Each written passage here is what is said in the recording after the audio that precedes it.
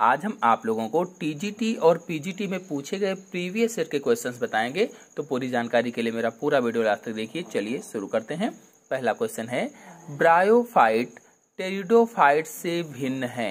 यानी ब्रायोफाइटा जो होते हैं वो टेरिडोफाइटा से किस प्रकार से भिन्न है। 4 ऑप्शन दिए गए हैं। ये टीजीटी 2009 में क्वेश्चन पूछा गया था कि ब्रायोफाइटा टेरिडोफाइटा से किस प्रकार भिन्न है। तो इसका आंसर होगा बी, संवहन ऊतक की अनुपस्थिति में।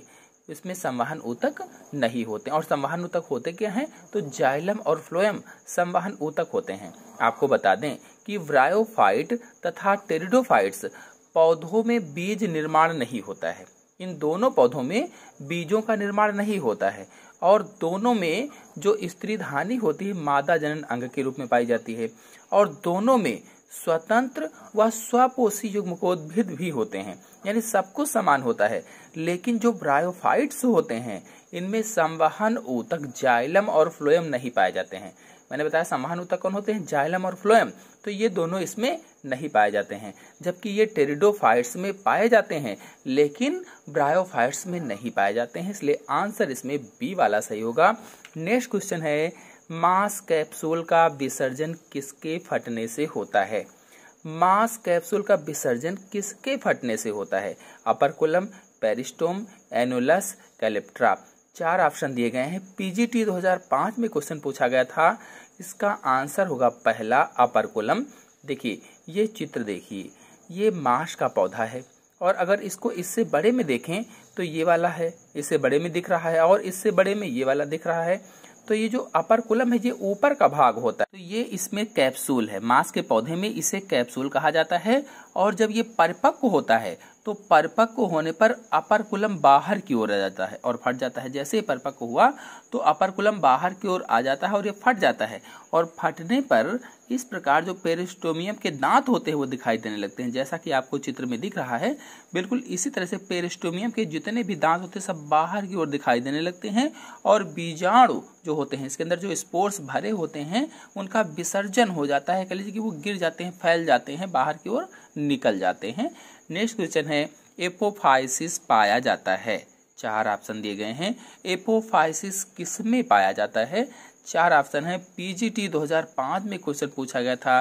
तो एपोफाइसिस मांस में पाए जाते हैं। आप लोगों को बता दें कि एपोफाइसिस जो होता है ये कैप्सूल का एक भाग होता है। जो मांस का कैप्सूल है उसका एक भाग है एपोफाइसिस और मांस में कैप्सूल अत्यधिक विकसित होता है। जो मांस का पौधा होता है इस पे कैप्सूल खूब सारा विकसित होता है और इसमें एपोफाइसिस, थीका और अपरकुलम और पेरिस्टोम भाग होते हैं। यानी जो कैप्सूल है इस पे कौन कौन से भाग होंगे, एपोफाइसिस होगा, थीका होगा, अपरकुलम होगा, पेरिस्टोम, इतने सारे भाग ये मांस के कैप्सूल में होते हैं।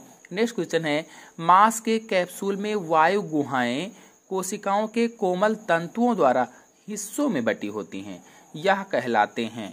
टीजीटी 2005 में क्वेश्चन पूछा गया था कि मांस के कैप्सूल में वायु गुहाएं कोशिकाओं के कोमल तंतुओं द्वारा हिस्सों में बटी होती हैं या क्या कहलाती हैं।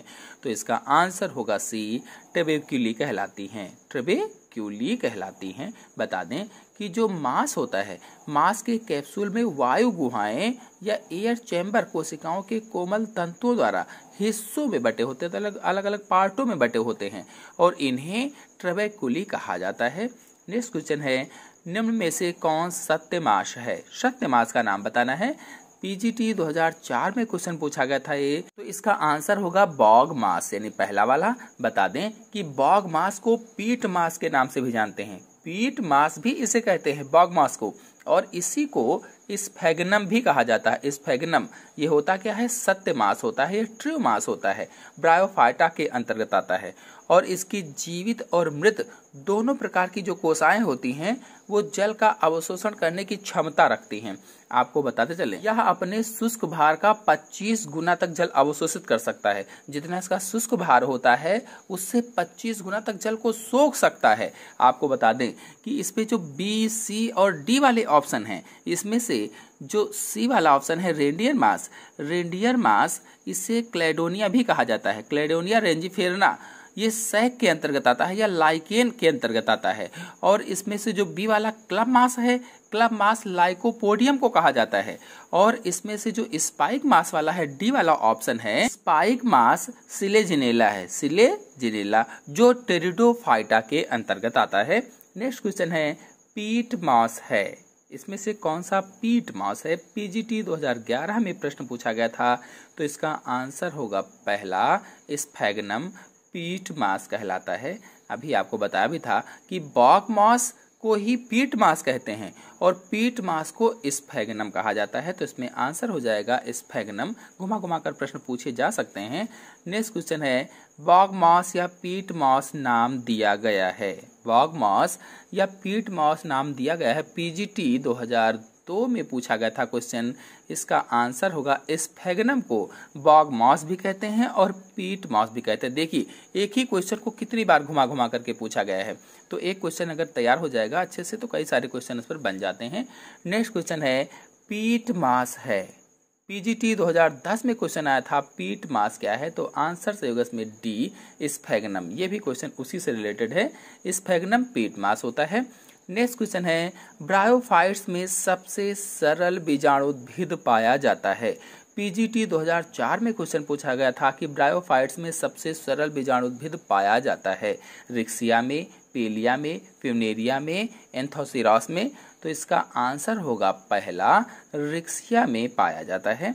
बता दें कि जो ब्रायोफाइटा हैं, ब्रायोफाइटा में सबसे सरल बीजाणुद्भिद या स्पोरोफाइट्स रिक्सिया में पाया जाता है और रिक्सिया के बीजाणुद्भिद पे सिर्फ संपुटिका पाई जाती है या कैप्सूल पाया जाता है, जबकि पाद यानी फूट और सीटा अनुपस्थित होते हैं, नहीं पाए जाते हैं। नेक्स्ट क्वेश्चन है कार्ड मास सामान्य नाम है। कार्ड मास किसका सामान्य नाम है? 4 ऑप्शन दिए गए हैं। पीजीटी 2004 में क्वेश्चन पूछा गया था कि कार्ड मास किसका सामान्य नाम है, इसका आंसर होगा पहला फ्यूनेरिया का सामान्य नाम कार्ड मास होता है। तो कार्ड मास फ्यूनेरिया का सामान्य नाम है और ये साधारण बहुकोशिकीय स्वपोषी छाया में उगने वाले जल स्थलीय पौधे होते हैं। कैसे होते हैं? साधारण होते हैं, बहुकोशिकीय यानी मल्टी सेलुलर होते हैं, स्वपोषी यानी ऑटोट्रॉपिक होते हैं, छाया में उगते हैं और जल स्थलीय पौधे होते हैं, जल पर भी पाए जाते हैं और थल पर भी पाए जाते हैं। और ऐसे पौधे जो जल और थल दोनों पर पाए जाते हैं एम्फीबियस कहलाते हैं। नेक्स्ट क्वेश्चन है पायरिनाइड्स सहित क्लोरोप्लास्ट किसकी थैलस की कोशिकाओं की विशिष्टता है? पायरिनाइड्स सहित क्लोरोप्लास्ट किसकी थैलस की कोशिकाओं की विशेषता है? 4 ऑप्शन दिए गए हैं। पीजीटी 2004 में क्वेश्चन पूछा गया था, इसका आंसर होगा बी एंथोसिरास। आपको बता दें कि जो पायरिनाइड्स है, पायरिनाइड में स्टार्च का संग्रह होता है। नेक्स्ट क्वेश्चन है स्यूडो इलेटर पाए जाते हैं। स्यूडो इलेटर किस में पाए जाते हैं?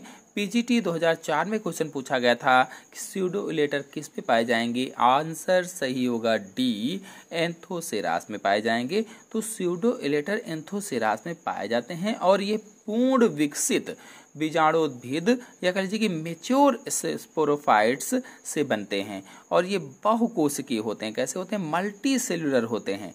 इलेटर में स्थूलिन पट्टियों का अभाव होने के कारण इसे स्यूडो इलेटर कहा जाता है, क्योंकि वो पट्टियां नहीं पाई जाती हैं, इसलिए स्यूडो इलेटर बोल दिया जाता है। नेक्स्ट क्वेश्चन है मांस के स्पोर अंकुरित होने पर क्या बनता है? जब मांस के स्पोर अंकुरित होते हैं तो क्या बनता है? पीजीटी 2011 में क्वेश्चन पूछा गया था, इसका आंसर होगा डी प्रोटोनिमा बनता है। प्रोटोनिमा। बता दें कि जो फ्यूनेरिया का जीवन चक्र है, इसकी लाइफ साइकिल है, इसमें प्रोटोनिमा विकसित होता है। प्रोटोनिमा क्या होता है? विकसित होता है। और मांस अर्थात फ्यूनेरिया के बीजाणु जो होते हैं वो अंकुरित होकर के शैवाल की तरह तंतुवत संरचना बनाते हैं, उसे ही प्रोटोनिमा कहा जाता है। जो मांस है या कह लीजिए जो फ्यूनेरिया है, इसके जो बीजाणु होते हैं वो अंकुरित हो जाते हैं और अंकुरित होकर के शैवाल की तरीके के तंतुवत संरचना बनाते हैं, शैवाल जैसे दिखने लगते हैं, उसे ही प्रोटोनिमा कहा जाता है। नेक्स्ट क्वेश्चन है एक ब्रायोफाइट का नाम बताइए जिसमें स्पोरोफाइट का वर्धन असीमित होता है। ऐसे ब्रायोफाइट का नाम बताना है जिसमें स्पोरोफाइट का वर्धन जो होता है वो असीमित होता है। पीजीटी 2004 में क्वेश्चन पूछा गया था, इसका आंसर होगा सी, एंथोसेरास। तो एंथोसेरास नामक जो ब्रायोफाइट है इसमें स्पोरोफाइट का वर्धन असीमित होता है। नेक्स्ट क्वेश्चन है, फ्यूनेरिया और रिक्सिया में मादा प्रजनन अंग हैं। मादा प्रजनन अंग क्या होते हैं? टीजीटी 2004 में क्वेश्चन पूछा गया था, इसका आंसर होगा बी, फ्यूनेरिया और रिक्सिया में मादा प्रजनन अंग आर्चिगोनियम होता है। बता दें कि जो फ्यूनेरिया और रिक्सिया है इसमें मादा प्रजनन अंग आर्चिगोनियम होते हैं और आर्चिगोनिया ब्रायोफाइटा, टेरिडोफाइटा तथा जिम्नोस्पर्म पौधों में पाए जाते हैं। जो आर्चिगोनियम है ये ब्रायोफाइटा, टेरिडोफाइटा और जिम्नोस्पर्म पौधों में पाए जाते हैं और आर्चिगोनियोफोर शाखा होती है जिस पर आर्चिगोनिया लगते हैं। नेक्स्ट क्वेश्चन है, प्रोटोनिमा पाया जाता है इसके जीवन चक्र में। टीजीटी 2004 में क्वेश्चन पूछा गया था, इसका आंसर होगा सी, फ्यूनेरिया के जीवन चक्र में प्रोटोनिमा पाया जाता है। आपको भी बताया भी था कि जो फ्यूनेरिया का जीवन चक्र होता है इसमें प्रोटोनिमा पाया जाता है और इसका मुख्य पौधा ये होता है, इसका मुख्य पौधा है जिसे तरुण अवस्था में प्रोटोनिमा तथा वयस्क अवस्था में गैमेटोफोर कहा जाता है। नेक्स्ट क्वेश्चन है, निम्न में से किसमें स्पोर का इन सीटू अंकुरण होता है? किसमें स्पोर का इन सीटू अंकुरण होता है? पीजीटी 2003 में क्वेश्चन पूछा गया था, इसका आंसर होगा सी, पेलिया में। तो इन सीटू अंकुरण पेलिया में होता है और इस पे स्पोर पौधे से लगा हुआ उसके अंदर होता है। यानी अंदर कहाँ? तो संपुटिका में ही अंकुरित हो जाता है। अंदर यानी संपुटिका या कैप्सूल में, संपुटिका को अंग्रेजी में कैप्सूल बोला जाता है और इसे काल पूर्व अंकुरण कहा जाता है। नेक्स्ट क्वेश्चन है, रिटार्ट कोशिकाएं पाई जाती हैं। पीजीटी 2003 में क्वेश्चन पूछा गया था, रिटार्ट कोशिकाएं कहाँ पाई जाती हैं या किस में पाई जाती हैं? आंसर होगा बी, स्फैग्नम में रिटार्ट कोशिकाएं पाई जाती हैं। नेक्स्ट क्वेश्चन है, निम्न में से कौन एक आदितम स्थलीय पौधा है? आदितम स्थलीय पौधे का नाम बताना है। टीजीटी 2003 में क्वेश्चन पूछा गया था कि आदितम पौधा है, आंसर तो होगा इसमें डी, कुक्सोनिया आदितम स्थलीय पौधा है और इसके जीवाश्म जो होते हैं वो सिल्यूरियन पीरियड की चट्टानों से प्राप्त हुए थे, सिल्यूरियन पीरियड की चट्टानों से। नेक्स्ट क्वेश्चन है, बीजाणुओं के निर्माण के बिना ही बीजाणोद्भिद से युग्मोद्भिद की उत्पत्ति कहलाती है। यानी बीजाणुओं का निर्माण ना हो और बीजाणुद्भिद से युग्मोद्भिद बन जाए, इसे क्या कहा जाता है? पीजीटी 2002 में क्वेश्चन पूछा गया था, इसका आंसर होगा अपबीजाणुकता कहलाता है, अपबीजाणुकता। नेक्स्ट क्वेश्चन है, निम्न में से किसमें स्पोर मदर सेल तथा इलेटर मदर सेल समान पीढ़ी से संबंधित है? स्पोर मदर सेल और इलेटर मदर सेल समान पीढ़ी से संबंधित है। पीजीटी 2002 में क्वेश्चन पूछा गया था, इसका आंसर होगा बी, मार्केंसिया से। तो मार्केंसिया में स्पोर मदर सेल और इलेटर मदर सेल दोनों द्विगुणित होते हैं और ये दोनों संरचनाएं स्पोरोफिटिक पीढ़ी से संबंधित हैं, स्पोरोफिटिक पीढ़ी से। इसमें इलेटर बीजाणुओं से विसर्जन में सहायता होती है। नेक्स्ट क्वेश्चन है, बीजाणुओं के विसर्जन हेतु इलेटर पाए जाते हैं। रिक्सिया में, मार्केंसिया में, मास में, फर्न में बीजाणुओं के विसर्जन के लिए इलेटर किसमें पाए जाते हैं? पीजीटी 2011 में क्वेश्चन पूछा गया था, इसका आंसर होगा बी, मार्केंसिया में पाए जाते हैं। नेक्स्ट क्वेश्चन है, किस जाति में सीटा परिपक्वता पर 50 mm तक लंबा एवं पारदर्शी हो जाता है? ये क्वेश्चन पीजीटी 2016 में पूछा गया था, इसका आंसर होगा पहला, मार्केंसिया में। नेक्स्ट क्वेश्चन है, वेंटर हिस्सा है, वेंटर किसका हिस्सा है? टीजीटी 2002 में क्वेश्चन पूछा गया था, इसका आंसर होगा डी, आर्चिगोनियम का वेंटर हिस्सा होता है। नेक्स्ट क्वेश्चन है, निम्नलिखित समूहों में से किसका बीजाणुद्भिद युग्मोद्भिद से संलग्न होता है? इनमें से कौन सा ऐसा समूह है जिसके बीजाणुद्भिद युग्मोद्भिद से संलग्न होते हैं या जुड़े होते हैं? पीजीटी 2000 में पूछा गया था ये क्वेश्चन और इसका आंसर होगा बी, ब्रायोफाइटा में। नेक्स्ट क्वेश्चन है, युग्मकोद्भिद मुख्य पौधा है? ब्रायोफाइटा का, टेरिडोफाइटा का, अनावृत बीजी का, आवृत बीजी का। युग्मकोद्भिद मुख्य पौधा किसका है? पीजीटी 2010 में क्वेश्चन पूछा गया था, इसका आंसर होगा पहला, ब्रायोफाइटा का। नेक्स्ट क्वेश्चन है, बीजाणुद्भिद युग्मकोद्भिद पर आश्रित होता है किसमें? बीजाणुद्भिद युग्मकोद्भिद पर आश्रित होता है, किसमें बताना है, तो आंसर होगा इसका डी, ब्रायोफाइटा में।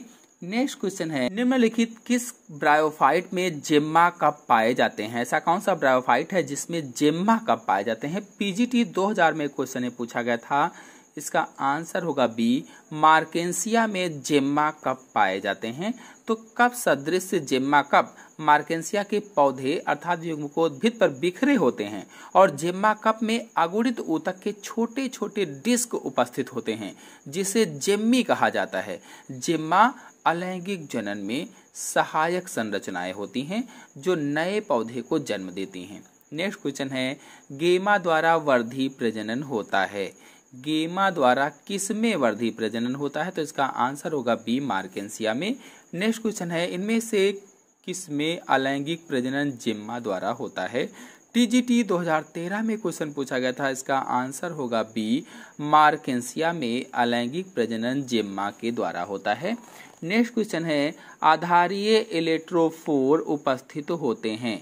आधारीय इलेक्ट्रोफोर किसमें उपस्थित होते हैं? पीजीटी 2000 में क्वेश्चन पूछा गया था, इसका आंसर होगा बी, पेलिया में। नेक्स्ट क्वेश्चन है, किसके बीजाणुद्भिद में प्रच्छद ढक्कन, पेरिस्टोमियम, दंत और वलय की उपस्थित मुख्य लक्षण हैं? ये क्वेश्चन टीजीटी 1999 में पूछा गया था, इसका आंसर होगा डी, फ्यूनेरिया में। नेक्स्ट क्वेश्चन है, उस ब्रायोफाइटा का नाम बताइए जिसके युग्मकोद्भिद में अंतरकोशिकीय श्लेष्मिकीय गुहाओं